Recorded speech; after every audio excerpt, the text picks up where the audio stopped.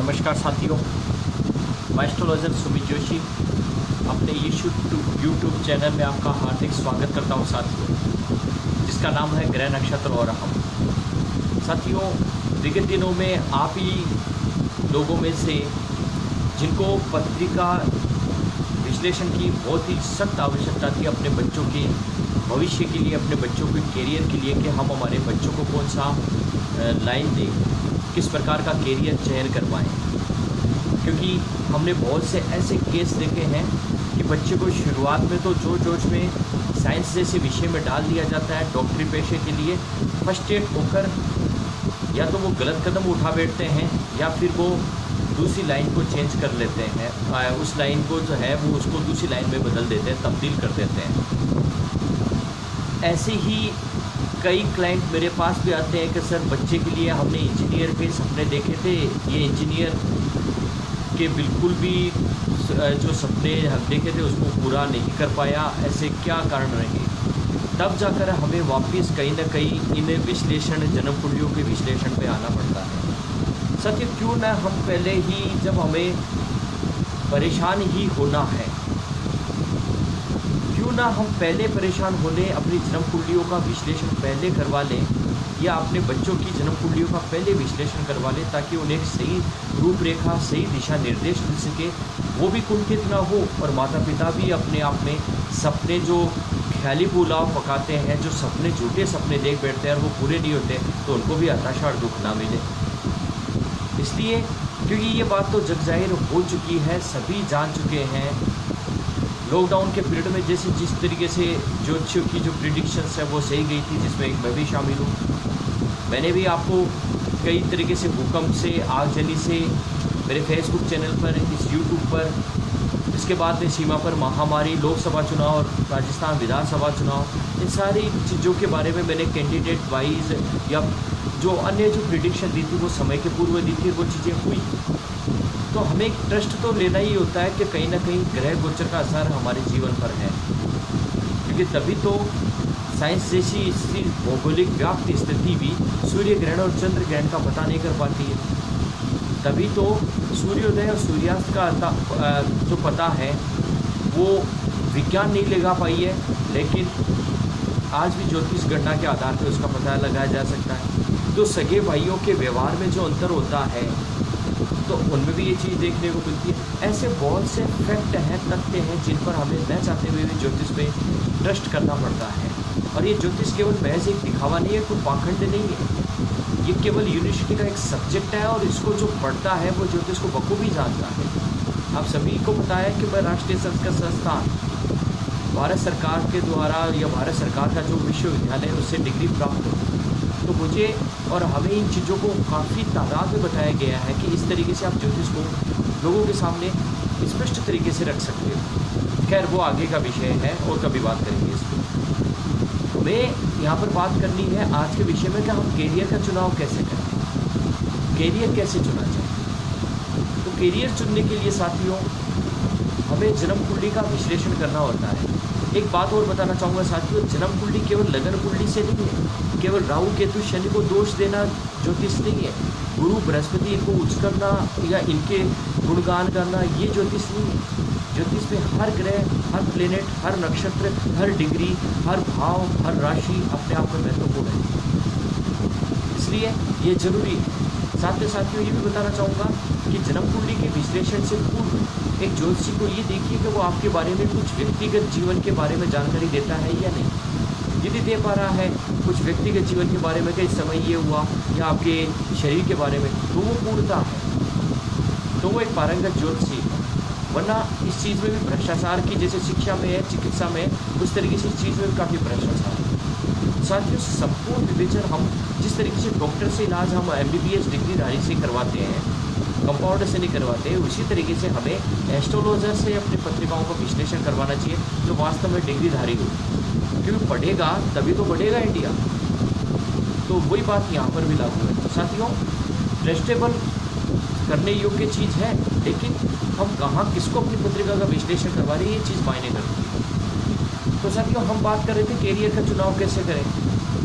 देखिए साथियों, करियर के चुनाव के लिए लगन कुंडली देखा जाता है, लेकिन लगन कुंडली के साथ जो 16 प्रकार की, ध्यान दीजिएगा, 16 प्रकार की जो और जन्म कुंडलियाँ हैं उनको भी पढ़ना पड़ता है। अब किसी ने मुझसे पूछा कि भाई सर मैं डॉक्टर बनना चाहता हूँ या चाहती हूँ, तो क्या मैं बन सकती हूँ? तो उसके लिए मैं केवल लगन कुंडली नहीं देखूँगा, इसके साथ साथ मुझे दशमांश कुंडली जो उसके डीट है, जो उसके करियर को सूचित करती है, उसके साथ उसकी नौमांश कुंडली को पढ़ूंगा, जो उसके आगे की परिस्थिति को सूचित करेगी, उसके भाग्य को सूचित करेगी, उसको भी पढ़ूंगा, उसकी त्रिशांश कुंडली। इस तरीके से कुंडलियों का एक कैलकुलेशन निकाला जाएगा, फिर 100% प्रिडिक्ट दिया जाएगा कि इसके डॉक्टरी योग है और ये मेहनत करे तो निश्चित बनेगा या बनेगी। इसी तरीके से IAS है, इसी तरीके से टीचर है, इन सारी कुंडलियों का एक विश्लेषण बहुत ज़रूरी है। साथ हम अमूमन वहीं पे गच्चा खा जाते हैं कि हमें मोटे तौर पे कह दिया गया कि भाई हाँ जी आप हो, और वो ही नहीं तो हम सारा ब्लेम है एस्ट्रोलॉजी को दे देते हैं, क्योंकि रियल ये नहीं है।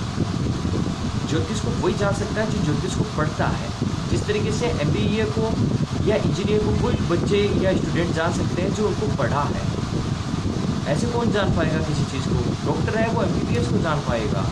तो ये सारी चीज़ें हमें जानकारी में लेनी है साथियों।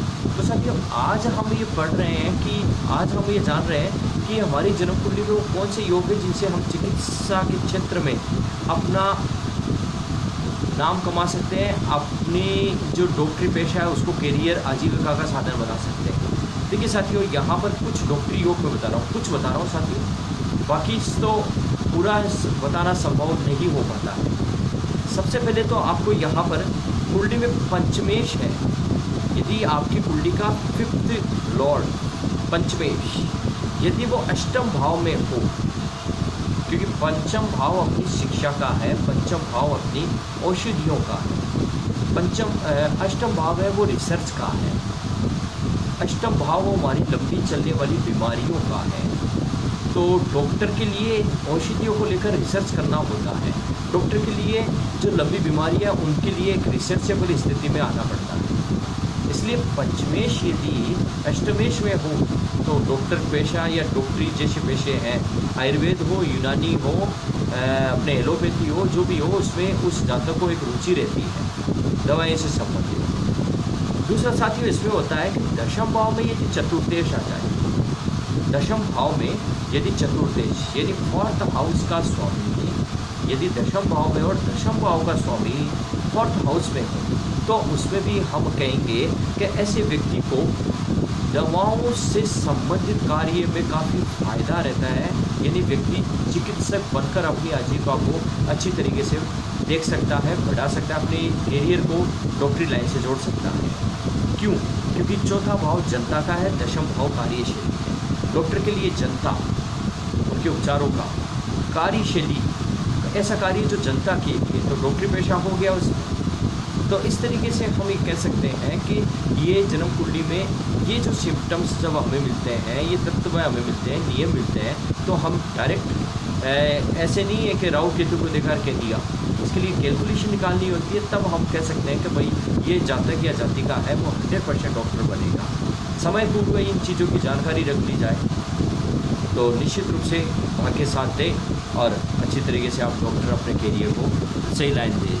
वरना ये भी देखा गया है कि 3-3, 4-4 बार MBBS की परीक्षा पास नहीं की, लास्ट में जहाँ थे वही ढाक के तीर पात वाली स्थिति। इसके अलावा साथियों एक नियम आता है, कुंडली का आत्मकारक ग्रह, आत्मकारक वो होता है जो सबसे ज़्यादा डिग्री पर रहता है। ज्योतिष एक मैथमेटिक्स है, इसलिए डिग्री शब्द आ रहा है। अपने मूल त्रिकोण में हो, मूल त्रिकोण राशि में हो, या फिर कर्क लगन में पंचमेश से युति कर रहा हो, तो जातक प्रसिद्ध टॉप लेवल का एक चिकित्सक, एक डॉक्टर बनता है। तो इस तरीके से पत्रिकाओं का विश्लेषण मुख्य रूप से देखना जरूरी होता है साथियों, कि केवल हम एक लगन कुंडली के आधार पर या अपने मन से मनगढ़ंत बातें कह दें और वो चीज़ हो जाए, ऐसा कभी भी नहीं होता है। एस्ट्रोलॉजर एक कोई ईश्वर नहीं है, एस्ट्रोलॉजर एक इंसान है, और वो इंसान जो उसने पढ़ाई की उसी के आधार पर, उसने जो कैलकुलेशन लिए उसी के आधार पर वो आपको प्रिडिक्ट करता है। लेकिन जितना नॉलेज होगा उतना बेटर चीज़ होगी। तो एस्ट्रोलॉजी अपने आप में फैक्ट है, पहले भी थी और अब भी है और आगे भी रहेगी। साथियों एक ध्यान में रखना, सूर्य और मंगल की जो पंचम भाव में युति हो, और शनि या राहु का षष्टम भाव में हो तो जातक सर्जन बनने की जैसी स्थितियों में आता है। तब उसको कोई मानसिक डॉक्टर या हड्डी का डॉक्टर, नसों का डॉक्टर, ईएनटी जो नाक कान गला इनके डॉक्टर बनने की आवश्यकता नहीं थी। वो एक सर्जन के क्षेत्र में अपनी भूमिका को काफ़ी